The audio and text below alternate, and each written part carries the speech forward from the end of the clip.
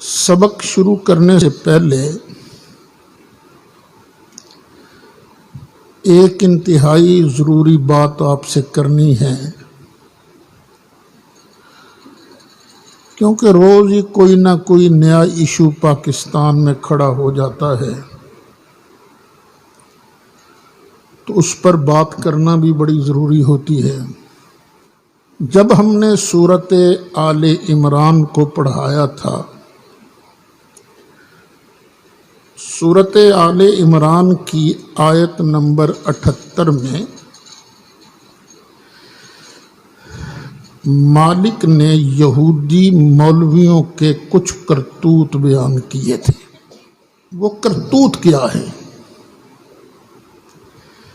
اللہ فرماتا وَإِنَّ مِنْهُمْ لَفَرِيقًا، ان میں ایک گروپ ایسے مولویوں کا ہے یلسون السنتہم بالکتاب، وہ کتاب پڑھتے وقت اپنی طرف سے کچھ اپنی مرضی کی باتیں کتاب کے اندر گھسیڑ دیتے ہیں، زبان کو موڑتے ہیں۔ کیوں؟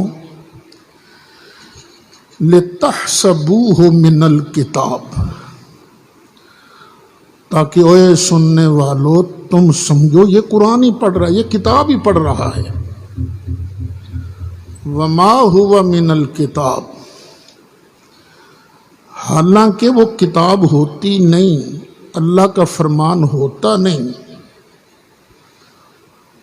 وَيَقُولُونَ هُوَ مِنْ عِنْدِ اللَّهِ، اور یہ یہودی مولوی ان کا کلیم یہ ہوتا ہے یہ اللہ کی جانب سے میں کہہ رہا ہوں، اللہ کا فرمان پڑھ رہا ہوں، لیکن رب فرماتا ہے وما ہوا من عند اللہ، یہ اللہ کی طرف سے نہیں ہوتا۔ وَيَقُولُونَ عَلَى اللَّهِ الْكَذِبَ،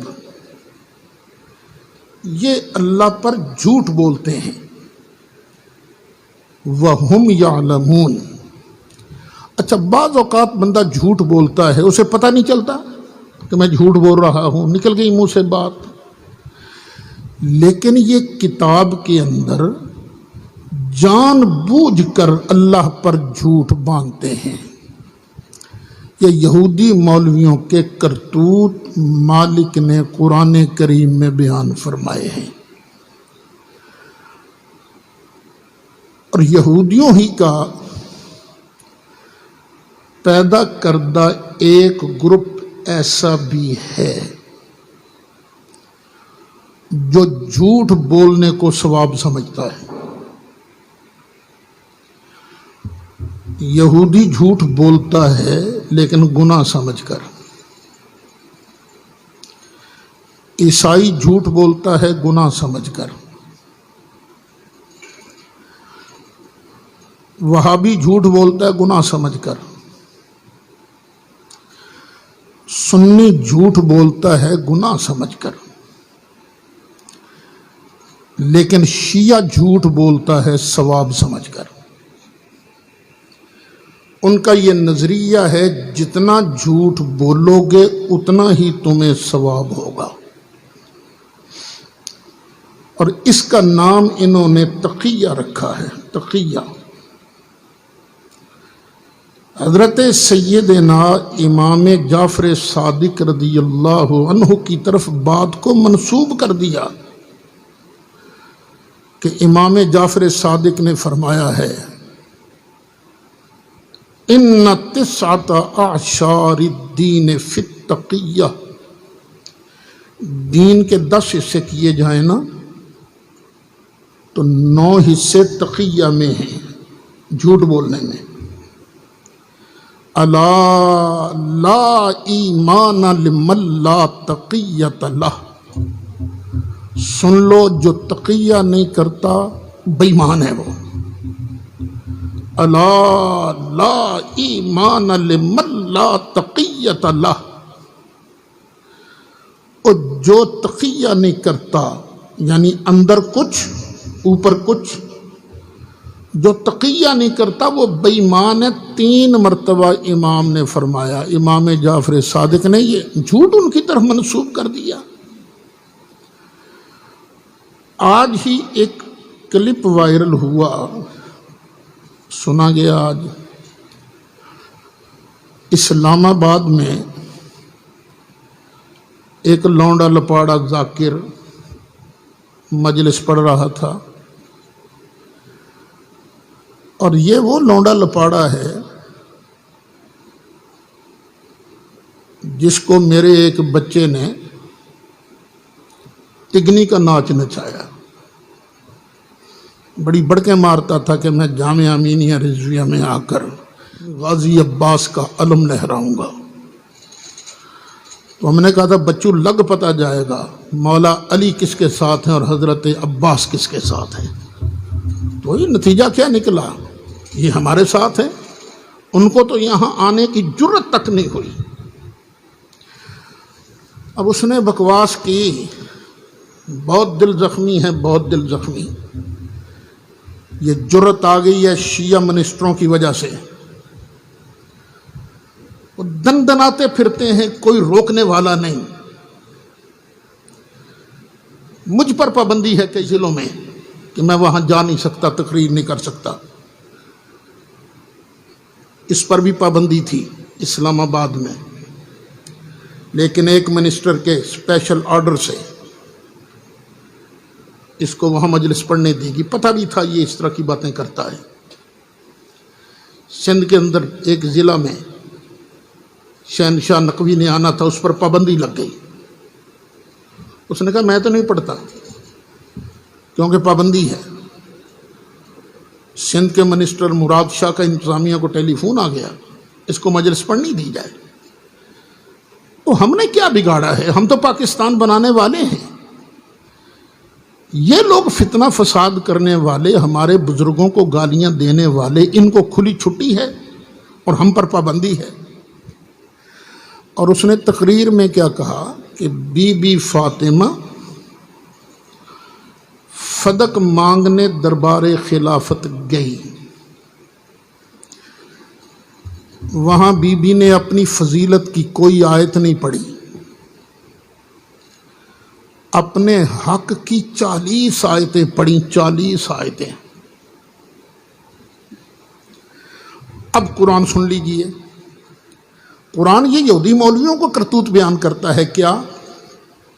وَإِنَّ مِنْهُمْ لَفَرِيقًا يَلْوُونَ أَلْسِنَتَهُمْ بِالْكِتَابِ لِتَحْسَبُوهُ مِنَ الْكِتَابِ۔ کچھ مولوی ایسے ہیں جو ایسی تقریر کرتے ہیں کہ لوگ سمجھے یہ کتاب بیان ہو رہی ہے۔ وَمَا هُوَ مِنَ الْكِتَابِ، وہ کتاب تو نہیں ہوتی۔ وَيَقُولُونَ هُوَ مِنْ عِنْدِ اللَّهِ، وہ کہتے ہیں یہ اللہ کا فرمان ہے، اللہ کی طرف سے ہے۔ وَمَا هُوَ مِنْ عِنْدِ اللَّهِ، وہ اللہ کی طرف سے نہیں ہوتا۔ وَيَقُولُونَ عَلَى اللَّهِ الْكَذِبِ، یہ اللہ پر جھوٹ باندھتے ہیں۔ وَهُمْ يَعْلَمُونَ، جان بوجھ کر۔ بچوں تو کہتا ہے بی بی فاطمہ کے فدق والے حق کی 40 آیتیں ہیں،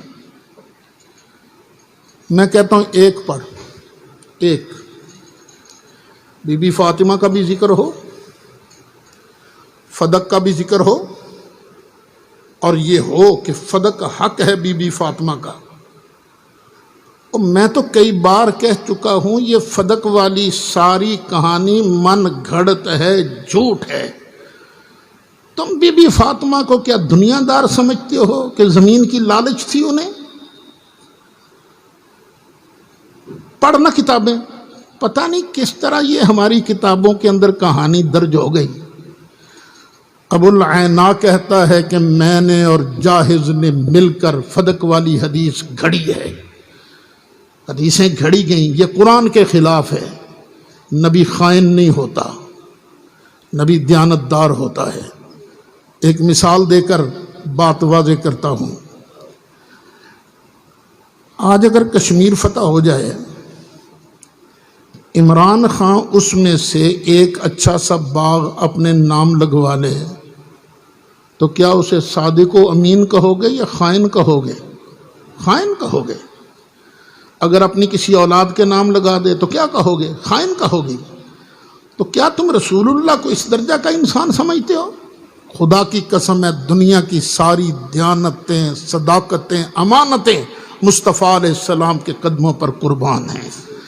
نہ بی بی نے فدق مانگا، نہ کسی نے انکار کیا۔ کہ بکواس یہاں تک کی کہ وہ کافر تھا، ابو بکر صدیق رضی اللہ عنہ کافر تھے۔ یہ تم نے ابو بکر صدیق کو کافر کہہ کر اصل میں کافر کہا کس کو ہے؟ جان بوجھ کر کافر کے ہاتھ پر بیعت کرنے والا کون ہوتا ہے؟ کیا مولا مرتضیٰ نے ابو بکر صدیق کے ہاتھ پر بیعت کی ہے کہ نہیں کی؟ تم ابو بکر صدیق کو کہتے ہو تو ان کے ہاتھ پر بیعت کرنے والا کون ہوا؟ مصلی امامت پر ابو بکر صدیق کھڑے ہوتے تھے اور پیچھے علی مرتضیٰ کھڑے ہوتے تھے۔ وہ کہتے تھے پیچھے اس امام کے۔ تو تیرا کیا خیال ہے، تیرے اندر کوئی غیرت ہے تو علی کے اندر غیرت نہیں تھی؟ علی مرتضیٰ نے کافر کو کیسے اپنا امام مان لیا؟ اس طرح کی ٹر بند کرو۔ میں تو حیران ہوں، یہ ہمارے ادارے یہ کیا کر رہے ہیں؟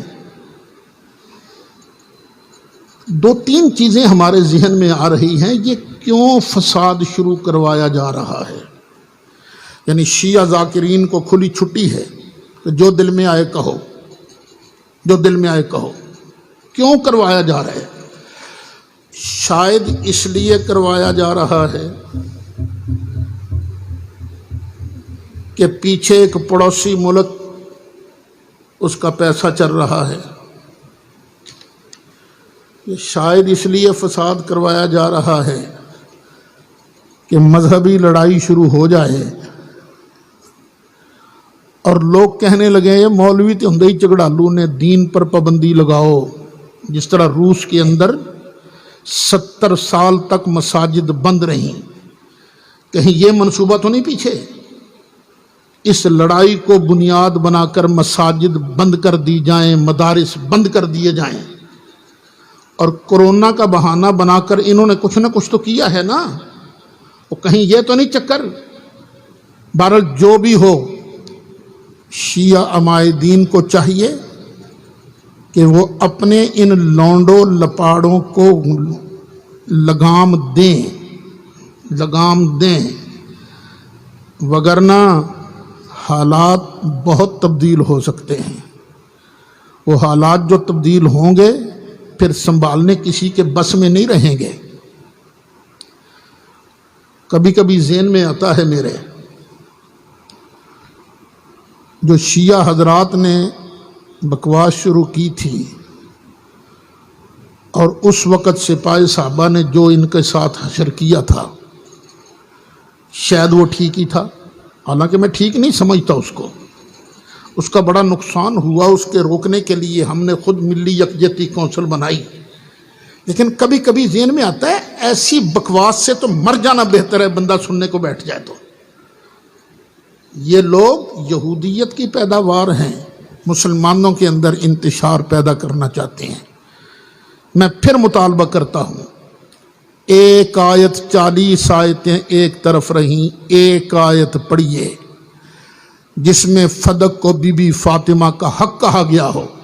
نقد 1 لاکھ روپیہ انعام لے لیجیے، 1 لاکھ روپیہ نقد۔ 40 آیتیں ہوں تو بھئی کوئی نہ کوئی تو یاد ہوگی نا۔ فَإِن لَّمْ تَفْعَلُوا وَلَن تَفْعَلُوا فَاتَّقُوا النَّارَ الَّتِي وَقُودُهَا النَّاسُ وَالْحِجَارَةُ أُعِدَّتْ لِلْكَافِرِينَ۔